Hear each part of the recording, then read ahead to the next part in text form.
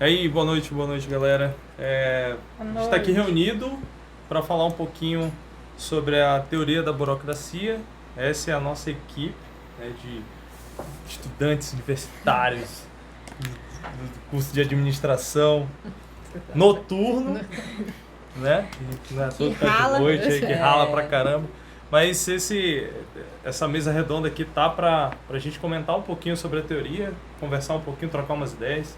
É extremamente importante. E iniciando aqui um pouquinho o assunto, eu vou jogando aqui na mesa e a gente vai comentando, vamos conversando, debatendo aí. a gente vai debatendo. Que vai sair. Mas burocracia é aquela palavra bem pesada que já polêmica, de certa já forma. característica gesso, tudo engessado, né? Então, mas na sua concepção, o início dela, ela se deu por base uma teoria exatamente para ganhar tempo, né? Então, isso pra gente é muito importante entender que não é porque o nome é burocracia que era para ser algo ruim, né? Hoje a gente associa a algo ruim. Na sua concepção, ela era um trabalho bem racional.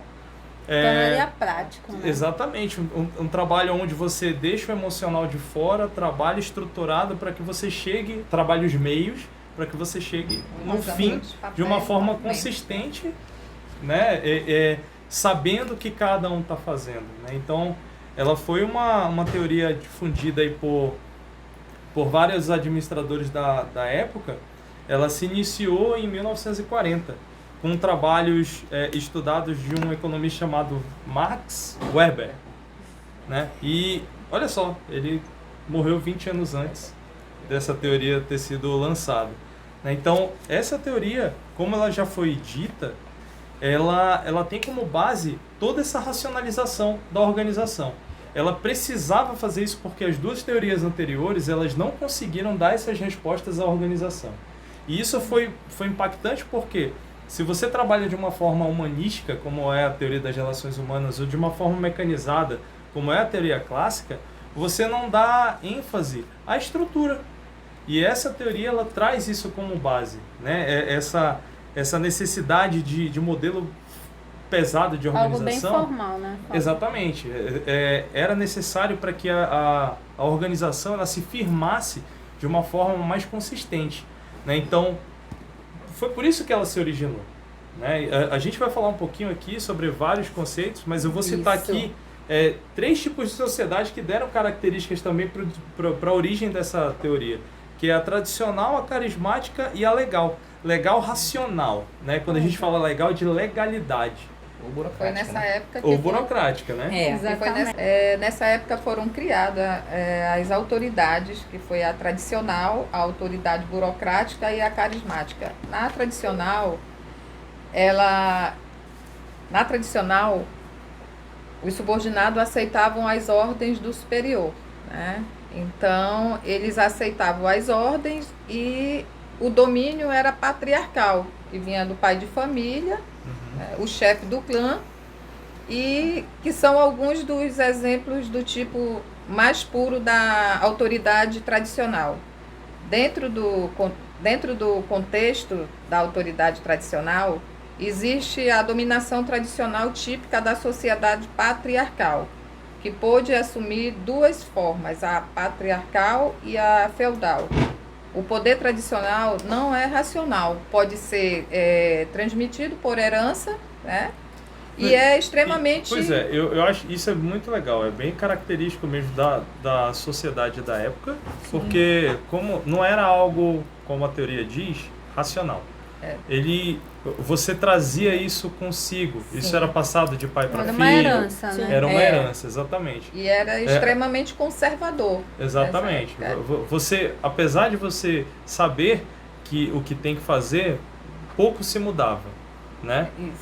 Isso com certeza era uma característica dos tipos de sociedade da época. E já na burocracia, os subordinados aceitavam as ordens do superior, concordavam com os preceitos ou as normas, né, que eles tinham, na época que Porque eles aceitavam que eles são racionais, né? Eles aceitavam isso e eles não mudavam isso. Exato. E consideram os quais derivam, né, o comando. Que a burocracia era a organização típica da sociedade moderna e democrática. Exato. Sim. Que tinha o diretor de uma empresa, que tinha como também o gerente de venda. Isso se chama. Isso foi uma característica muito bacana que a teoria trouxe, é que com o desenvolvimento total da organização, isso traz consigo a necessidade de você literalmente dividir os serviços. Cada um precisa saber o que faz dentro da organização. Sim. E ele dá uma característica bem legal, que é os engenheiros e administradores no topo da pirâmide e os operários na base da pirâmide. Todo mundo sabendo seu papel dentro da organização. Sim. Segundo Weber, as organizações burocráticas têm 3 características principais que diferenciam dos grupos formais ou primários. E a formalidade e impressibilidade de profissionais são chamadas por Weber de tipo ideal de burocracia.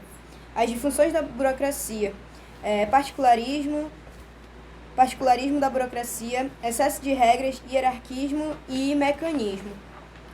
E, para completar, ela é completa também por previsibilidade do funcionamento. Isso aí é bacana. Essa questão da previsibilidade saiu.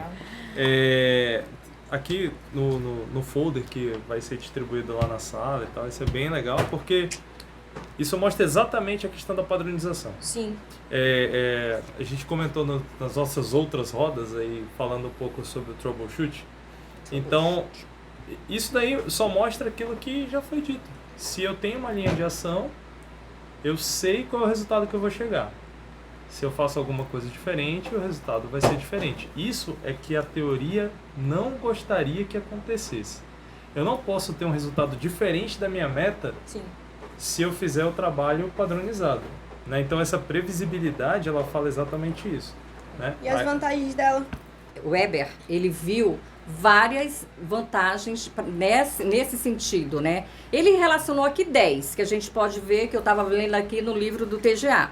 A racionalidade, né, que é o alcance dos objetivos. Sim, e que está muito presente entre ela toda, né? Exatamente. Não tem pra ela fugir. A rapidez nas decisões. Por quê? Porque eles sabiam a quem recorrer para tomar essas decisões. Não ficava aquele negócio. Quem é que vai... Perdido, né? É aquela pessoa que vai... Será que é a Jéssica que vai me dar essa solução? Ou é o Diego? Então, ele já sabia. A universalidade. É a interpretação garantida. Porque o que é? Ele sabe que dá informação, mas só quem vai receber essa informação é aquela pessoa específica. Exatamente. Né? Ela não vai ser dada no total, ela vai ser direcionada à pessoa responsável. Sim. A uniformidade, o que a gente poderia falar? O procedimento, né, que favorece, como o Fábio já falou anteriormente, você tem o passo a passo que vai atingir o objetivo da empresa. Então, tem para onde correr. A continuidade, né? O que seria? Aquela pessoa saiu da empresa. Eles não vão escolher qualquer um. Eles vão escolher uma pessoa, ou então porque eu gosto. Não, eu vou colocar a Nicole porque eu gosto da Nicole. É da minha família. Não, eu vou escolher pela competência dela. Exato. Né? Então, a competência dela é que vai dar o cargo para ela. A redução de atrito entre as pessoas. O que seria? Já que eu sei o que eu tenho que fazer, o Helder sabe, então eu faço a minha parte sem me intrometer na dele, né? E ele na minha. Então vai evitar vários atritos, porque... Sai todo mundo ganhando. Exatamente. Aí, a 8ª foi o quê? A constância, né? Que é as decisões, as mesmas decisões para os mesmos problemas. Quer dizer, eu não vou... Nessa hora eu vou... Para aquela pessoa eu vou fazer assim, para aquela outra eu vou fazer de outro jeito. Que isso vem dar também no benefício da organização. Não, aliás, na confiabilidade. Exatamente. Porque eu não vou usar as minhas preferências para desenvolver o trabalho. O que eu vou fazer? Por mais que eu não goste daquela pessoa, por mais que, como dizem por aí, meu santo não bate com o teu, mas eu tenho uma responsabilidade de manter o mesmo padrão de atendimento. É o que não acontece em muitas repartições públicas, né? Exato. É isso aí. E os benefícios para as pessoas da organização, qual seria? É que ela vai subir por méritos próprios. É o que ela falou. Exatamente. Eu vou, pela minha competência, pelas minhas... o meu aperfeiçoamento técnico daquele serviço é que vai me deixar. Então, é muito legal essa parte das vantagens. Mas e teria alguma desvantagem nesse estudo aqui? Na verdade, o Weber ele não viu desvantagens, ele só conseguia enxergar vantagens. As desvantagens, entre aspas, foi estudada por Robert Mitchum, que ele chamou de consequências imprevistas, e no final ele deu o termo de disfunções da burocracia.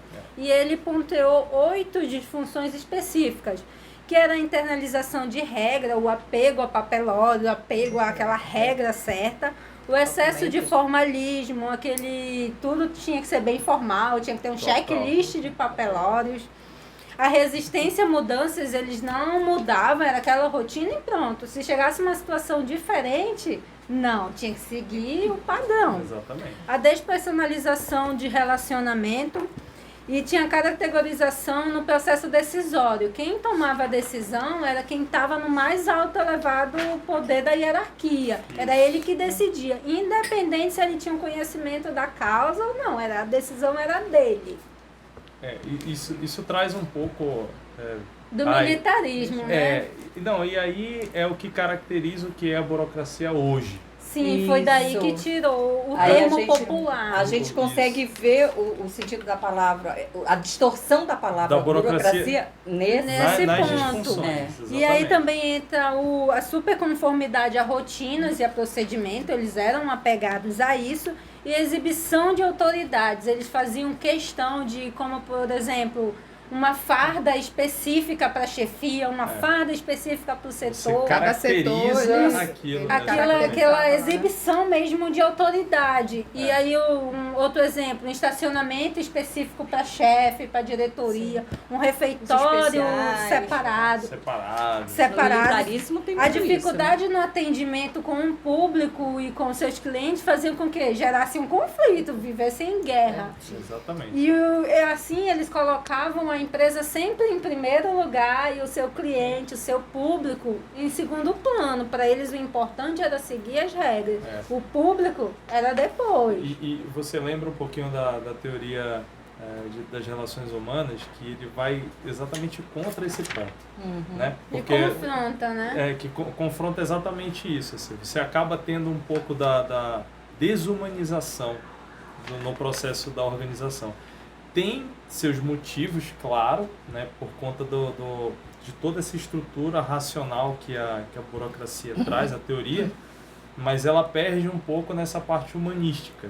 Exato. E é o que é bem falado, por isso que é disfunção, porque isso não traz um resultado positivo para a organização. E foi exatamente as disfunções que foi vista como na população em geral, no conceito que nós temos hoje, quando se fala em burocrático, algo com eficiência baixa, negativo, né? algo negativo, algo que é difícil de resolver. E aí hoje é o que a população chama de desvantagem. Acho que um ponto que vale lembrar, nós temos aí bastante itens sobre disfunção, temos muitas vantagens, né? Mas também postas muitas desvantagens. Mas isso foi medido nas dimensões. Exatamente. Bom, na burocracia não existe modelo único, não é? Ela é medida por graus, e esses graus eles dependem das dimensões da burocracia, que são a divisão do trabalho, a hierarquia da autoridade, uma formalização, os sistemas de regras e regulamentos, a formalização e a seleção e promoção baseadas nas competências técnicas das pessoas. Perfeito. Richard Hall ele mediu essas dimensões e verificou que na mesma instituição, na mesma organização, em um extremo ela pode ser mais burocrática, em outro extremo ela pode ser menos burocrática. E como Weber ele analisou a burocracia por um método de mais não político e mecânico, ele foi criticado por isso, não foi, Helder? Isso mesmo. Na verdade, eu também vou por essa linha, embora nós tenhamos várias pontos, como tudo na vida da gente, tem um lado positivo e um lado negativo. Exato. Eu acredito que todos vocês concordem que a questão da teoria burocrática, ela tem mais vantagens. Por quê? Conforme Perrow, na verdade, aqui, ele fala que os erros atribuídos a essa burocracia, ou seja, a questão negativa, ela é justamente os erros que acontecem na implementação dela. Ou seja, quando você faz um bom planejamento e coloca isso de forma bem conceituada e bem direcionada, tem tudo para dar certo. Exato. Na verdade, ela só dá errado, Elber, porque ele só pensou internamente, ele não pensou em pessoas. E pessoas é imprevisão, né? Cada um pensa de um jeito. Exatamente. Prova disso, o próprio avião, que é considerado o transporte mais seguro do mundo, ele está sujeito, por quê? É uma falha humana. E normalmente é falha humana. Então, enquanto tivermos pessoas em processo, não vai ter sistema redondo, não vai ter sistema perfeito. Né? Vai ser sempre imprevisto. Por isso que e por fim, Fábio, podemos... Não, com certeza. A gente conclui o assunto mostrando até um pouco desse emaranhado de informações que a teoria traz.